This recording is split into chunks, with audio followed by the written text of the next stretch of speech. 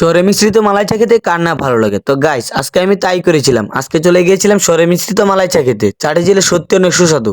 আপনারা ব্লগটি শেষ পর্যন্ত দেখলেই বুঝতে পারবেন কিভাবে কি হয়েছিল।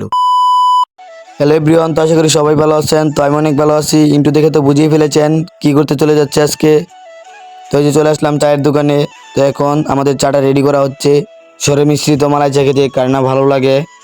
আমার অনেক ভালো লাগে শহরে মিশ্রিত মালাই চা খেতে। কিভাবে চা তৈরি করা হচ্ছে আপনারা দেখতে থাকুন।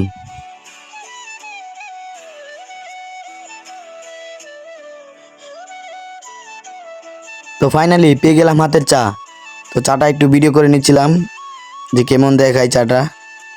তো এখন চাটা টেস্ট করে দেখি। তো আমি চা খেতে খেতে আপনারা আমার পেজটা ফলো দিয়ে দেন, ভিডিওতে লাইক কমেন্ট শেয়ার করে দেন। আর চাটা ছিল অনেক সুস্বাদু, চাটা খেতে আমার অনেক ভালো লেগেছে।